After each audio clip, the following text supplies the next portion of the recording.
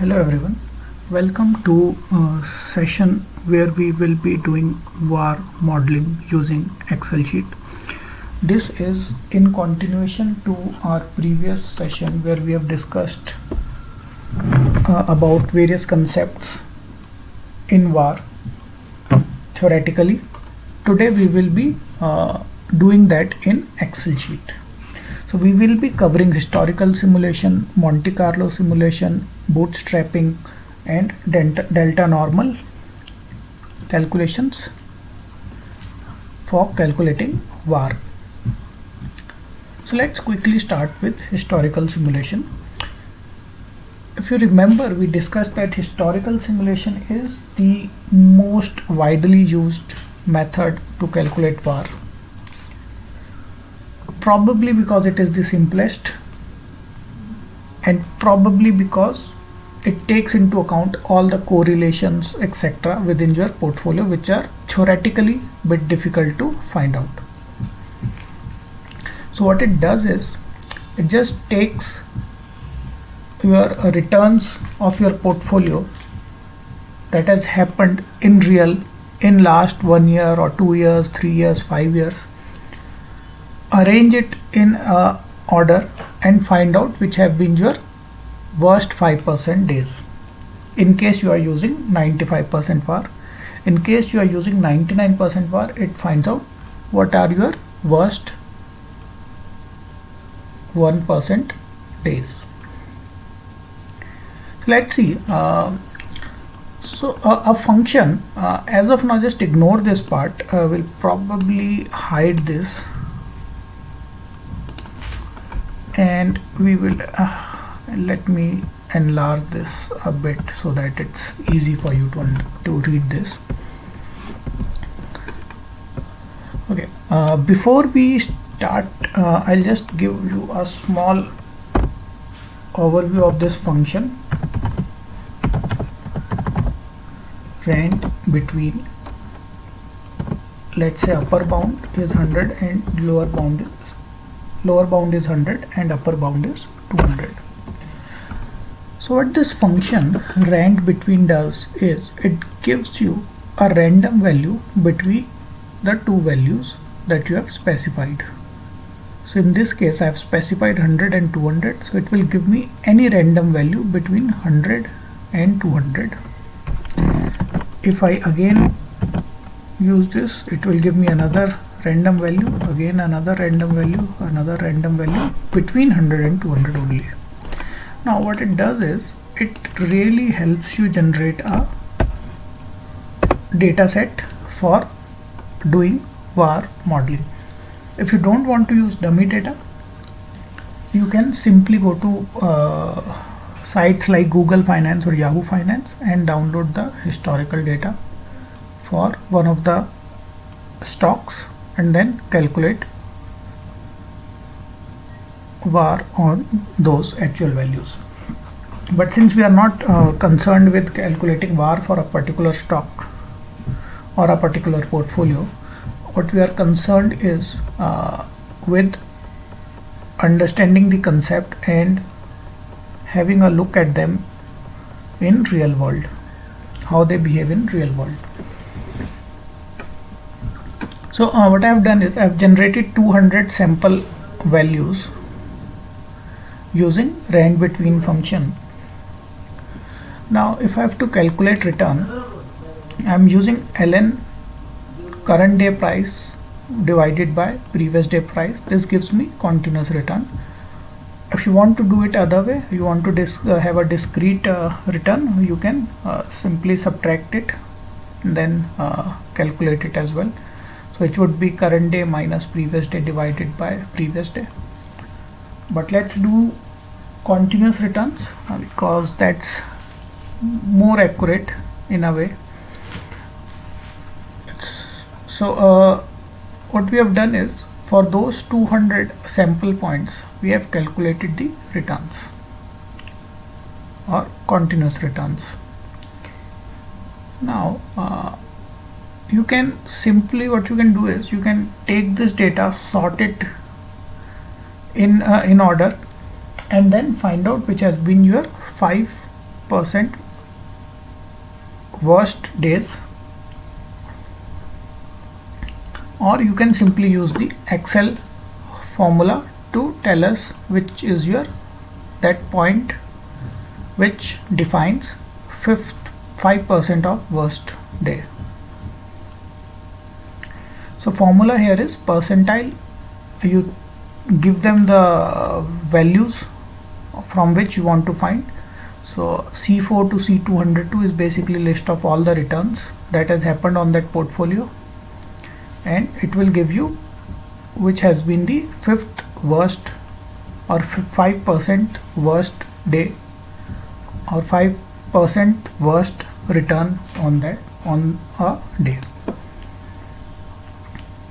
So this is what we have done. This list goes down to 200 data points. Okay, and then you simply calculate it. Now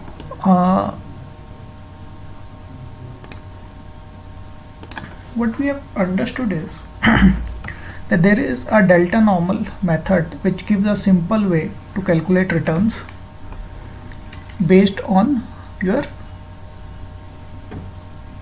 distribution, assuming this is normal distribution, which can be defined by its mean and standard deviation. So mean is simply average of your returns, right? C3 to C202. Your standard deviation you can calculate using stddev.s. S stand for sample. You can also use .p, but since this is just a 200 days data and not all the data for that share, so we are using S, which represents sample. So this gives you standard deviation. You can also do that x minus x bar and then x minus x bar square and then under root etc. to calculate all these things. But since we are using Excel, you simply have a functionality to get that value.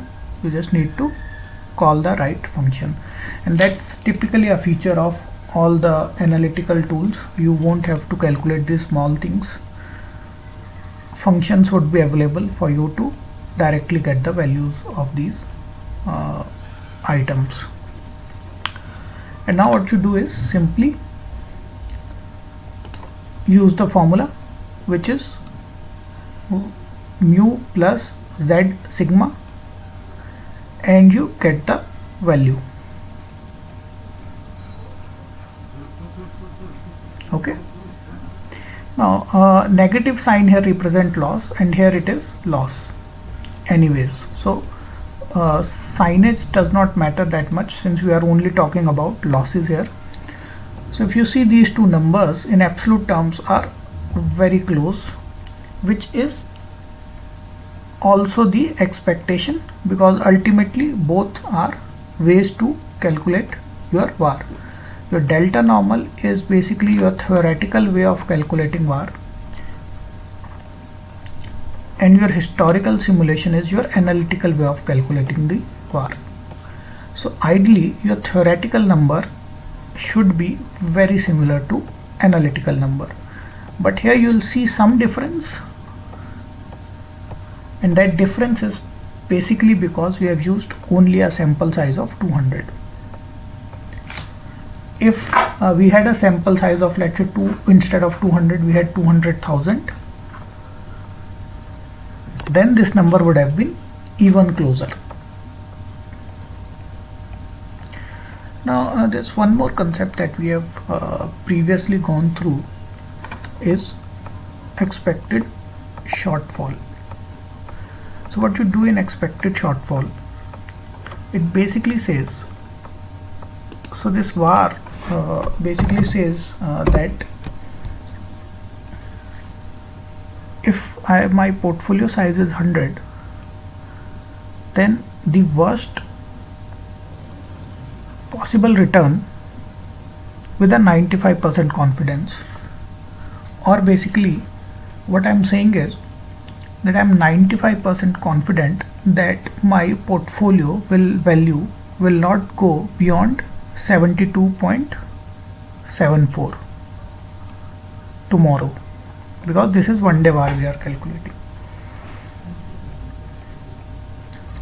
So essentially what we are saying is, in 1 day I could lose 28.26% of my portfolio value, but then I'm only 95% confident, or I can increase it to 99%. But what if this threshold is breached? There is a 5% chance that this threshold could be breached. What if that threshold is breached? Then what would be my expected losses? Again, it is expected, it is not your actual, it is expected losses. So in case on a bad day, if this threshold is breached, then I am expecting a drop of 34.46% in my portfolio value. How did I arrive at this number? So basically I have taken all the days where my returns have been worse than minus 28.26%. So these are from this sample set, these are all the days where I had return of more than basically losses of more than minus 28.26%, and I have simply taken average of those numbers. So that gives me my expected shortfall. So this is about historical simulation. Let's start with Monte Carlo simulation. So the differences between Monte Carlo simulation and historical simulation, one of the key differences, historical simulation does not need any distribution. It just takes the actual data, whatever distribution it is, it does not matter, just sort it and get the value. But that's not the case with Monte Carlo. It follows a distribution. And since we are talking about returns, we will stick to normal distribution for this simulation purpose. Now, in historical simulation, we have just used the historical data. In Monte Carlo simulation, we will use the historical data to calculate future values, which follows a normal distribution in our example. A normal distribution can be defined by mean and standard deviation, right? Two properties. Now, before jumping into Monte Carlo simulation, let's look at this. Now, a standard normal distribution, again, since it is a normal distribution, it has two properties, mean and standard deviation. But a standard normal distribution has mean at 0 and standard deviation of 1. So now, if I say for this distribution, what is probability of having a return of 1.65, or if my value of x is 1.65, what is the probability? Can I not calculate it? Yes, we can calculate it. You can use this normal dist function and you just pass the mean, standard deviation and value of x to it. And true basically means cumulative. This is giving you cumulative probability. Now let's say I put a value which is known to you. So let's say 0. What is the chances of 0? 0.5, because 0 lies at the center, right? If you have seen the normal distribution, it goes like this and then in between it is 0. So probability or cumulative probability is 0.5. Now another value which you are used to it to is 1.65. So if 1.65 is the value of x, then how much area or how much cumulative probability it has? or how much area within the graph it is covering. It is 95%.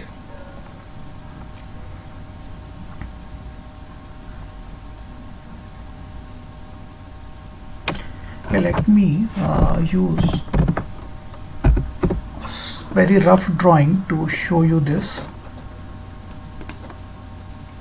So a normal distribution is something like this. In center it is, this is basically your, let's say it is normal distribution, this is 0, and for 0 your cumulative area covered is 0.5, this is -1, 1, and your 50% area is covered between this value. Now if I increase it, increase the value of x to, let's say 1.65,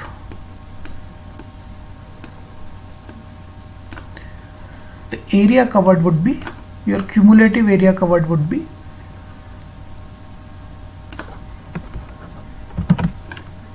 95%. Okay, if I increase it further to, let's say 1.96, can you tell me what is the total amount of area covered? We don't need to remember because Excel will do it for us. It is 98. 98 is not exact, it's basically, give me a second, I'll just increase the precision. So 97.5%. okay, this is basically your 95, and then I can increase it to further 2.54, which is also a known value to us. Then how much area would be covered under the graph would be 99.5. so this would be 99.5.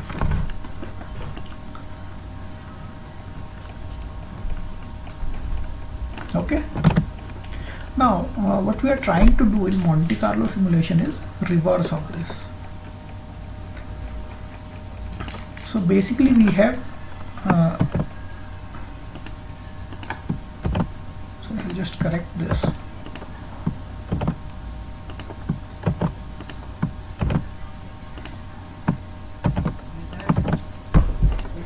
Okay, so now what we have is, we have same mean, same standard deviation.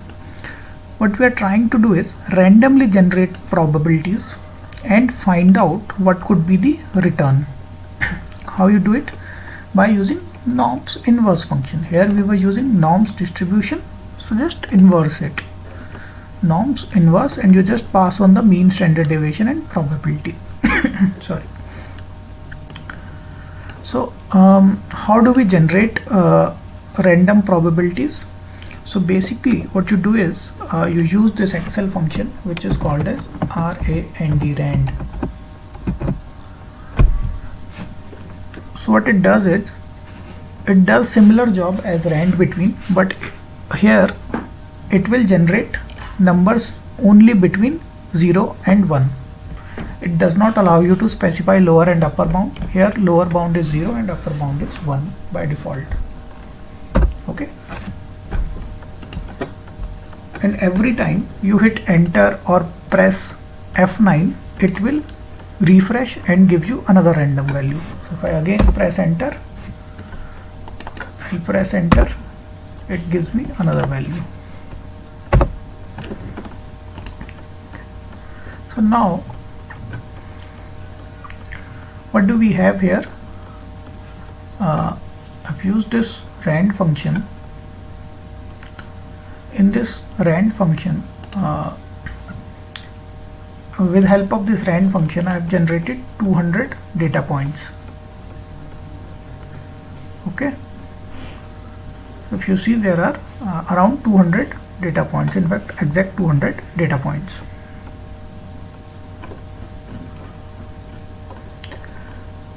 So using this, this is basically your probabilities generated randomly. That's what basically simulation is. You randomly, at least the Monte Carlo simulation, that's what Monte Carlo simulation is. you need to get the flavor of randomness in that.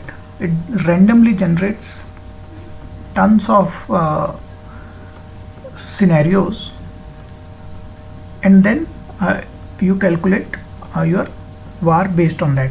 So here we have randomly generated 200 such data points, and we'll use this function to get our returns corresponding to that random probability. How we get it? As we have discussed here, norms inverse. Since this is a sample set, it is not the full values, it is the sample set. We have used dot s, which represents sample. So again, the function is norm inverse only, but since we are working on a sample, we have introduced this sample. Now here mean and standard deviation was 0. Mean was 0 and standard deviation was 1. So we could use simply the formula, because it was standard normal distribution, but this is not the standard normal distribution, it is a normal distribution. It has some mean and standard deviation of its own. So we will have to bring them in. So your formula basically becomes, formula for return becomes mu plus norm S inverse into your standard deviation.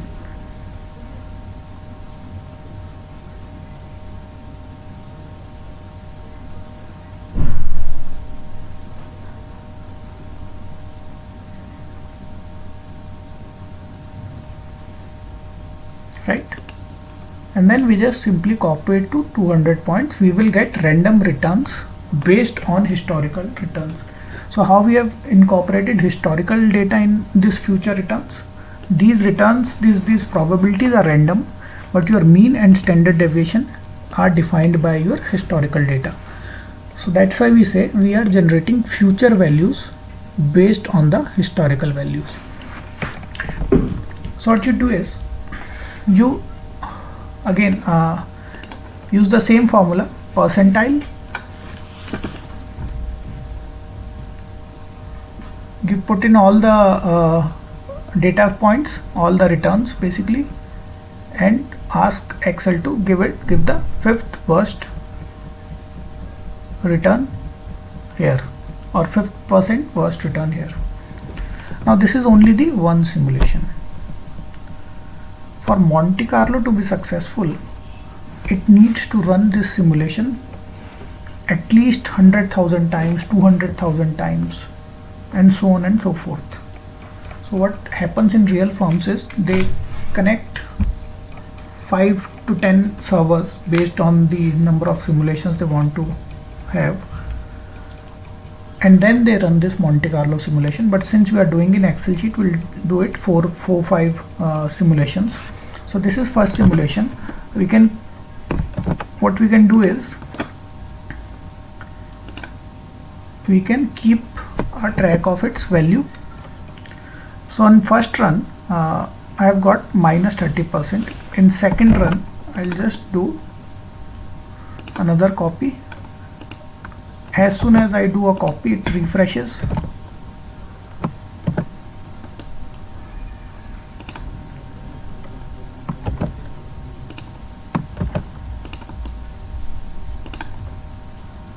Okay.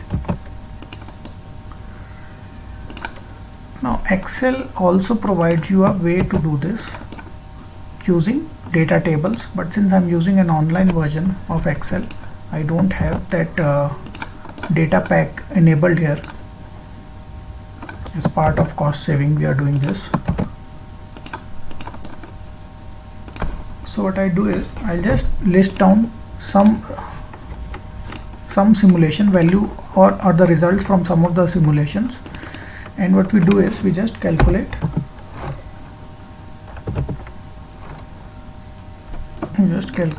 average of all these numbers to get our final number. So it comes out to be minus 27.48%. Can we place it here? Yes, we can place it here.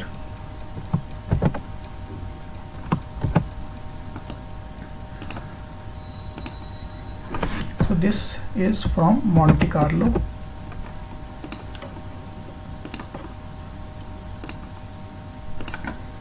From delta normal we have got minus 27%.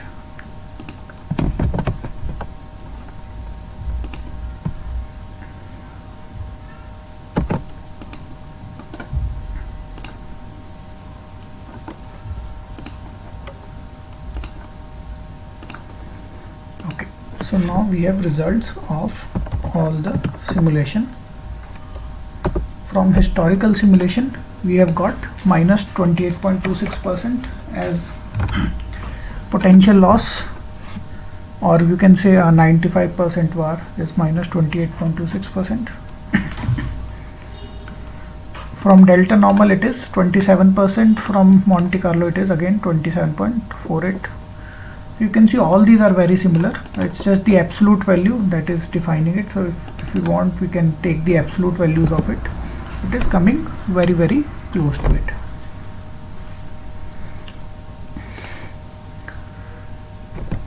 Which is also the expectation. So your historical simulation and Monte Carlo simulation are nothing but two ways of calculating your VAR, and since you are calculating it on the same data, you are just predicting future values, but you are only predicting it based on the current values. So ideally they should be very close to each other. Now there is another method which is called as bootstrapping.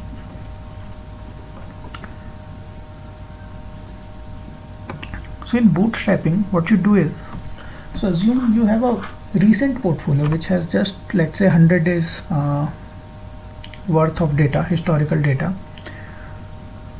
but let's say your regulator says you need to calculate VAR at least on 200 days data. So what you do is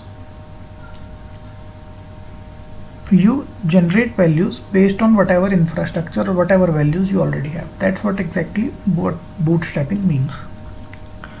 So here what I have is, let's say, assume I have this data, this is 200 days data, but assume I only had 100 days data. So what I have done is, for first 100 days I have taken the same values which I have used in historical simulation. From day 101 onwards I am using this formula. Okay, let's see what exactly I am trying to do. We'll just break this formula so that it becomes easy to understand. So what I'm trying to do is, I'm generating a random number between 1 and 100 because I have only 100 data points, and I am randomly picking any one on 100 one day. I am randomly picking any one value from the first 100 days. So it's similar to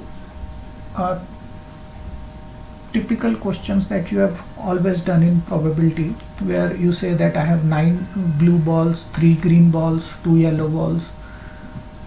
If I pick one ball and then I replace it and then pick another ball, then what is the probability of that ball to be red? Something like that. So you can draw an analogy with that. You are picking balls, you are replacing it, so that every time you have good amount of balls to pick from. That's what I'm trying to do. I'm picking a random value between 1 and 100 because they are my real data, and just copying it here. So what it does is, basically this is rand between, gives me a value between 1 and 100, but I've rounded it to 0 decimal place because it can give me 1.1, 1.2, 1.3, 1.75. It could give me any value. So I want to round it between 1 and 0 so that I get an integer, and then I simply look up that value. So let's say I have got 5 here. What I am trying to do here now is I am trying to do a VLOOKUP, which is basically I am telling Excel to give me a value corresponding to 5th entry. First I have randomly picked up 5th entry, Then I am asking Excel to give me a value corresponding to fifth entry, which is 132. Next time I have randomly picked up some value, let's say it comes out to be 12. I am asking Excel to give me value corresponding to 12. Okay. So this is how we generate rest of the data, and then everything is same as we have done in historical simulation. We just ask Excel to give us the fifth worst percent return, and that becomes our bootstrapping return here. So can we say historical simulation, what was our result?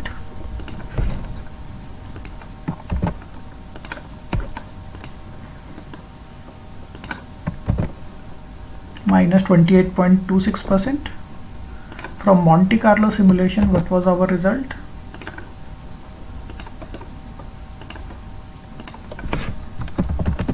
Minus 27.48%.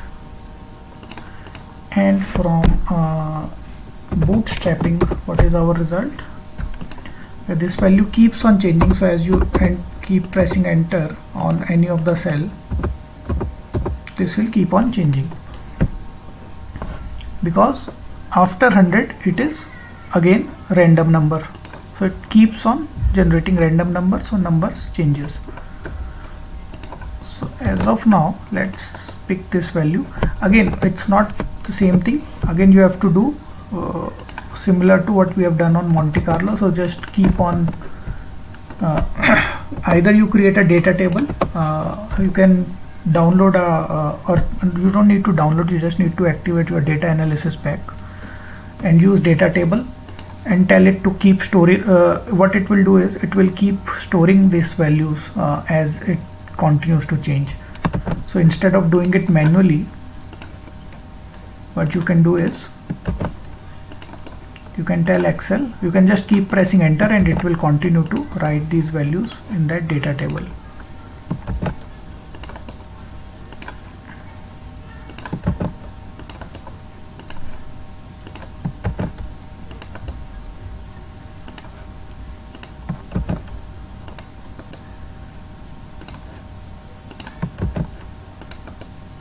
So I'm just doing some random simulations, some X number of simulations.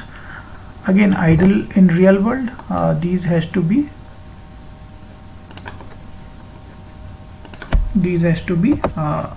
again, as we mentioned, these has to run a huge number of time for this to be accurate. But since we are doing it in Excel, we can't do it for everything.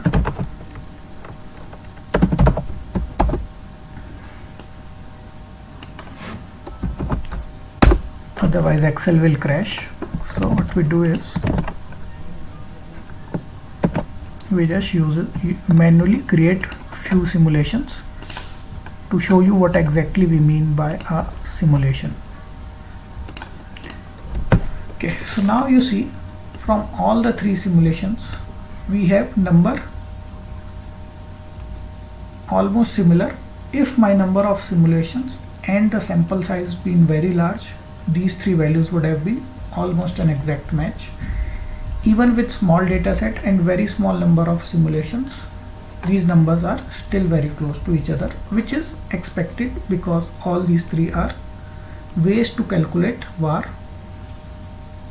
So they are supposed to give you very similar numbers, and which is also similar to your theoretical value, which was what, some 27 point, which was showing a loss of 27.27%. So this is basically what we had to discuss in today's session, but this is not all when we are talking about VAR simulation, because we need to see ways of calculating VAR for a very large number of portfolios. So a typical bank portfolio or a hedge fund portfolio or a mutual fund portfolio, it will not have one stock or one asset. It will have hundreds of assets, hundreds of shares. So in that case we will use var mapping, which we will discuss in next session. But just to give you an idea of var mapping, it's typically so let's say if I have 10 stocks, instead of calculating var for 10 stocks, what I can do is I can calculate var for one of the risk factors, you can say. I will calculate var for index, which is possibly the best analogy or best index that could describe your stock returns, and I'll use beta of that stock. So if my var from Nifty, let's say Nifty, I'm using Nifty, comes out to be 20% and my stock beta is 1.3, so my stock var becomes 20 into 1.3, which becomes 26. Then what I'm only interested is having 10 betas which are easily available. The simulation that I need to run is only for in one index, and then I can just multiply it with by different betas to get the var for different stocks. So that reduces your simulation, which is a very time consuming process, because simulation needs to run 100,000 times, 200,000 times to give accurate results. So to avoid having to run these simulations on hundreds of stocks, you just do it for one index and then use beta to calculate var for rest of the portfolios or rest of the stocks, which we will see in detail when we do var mapping. Till then, I think that's all for this session. Thank you and all the best for your studies.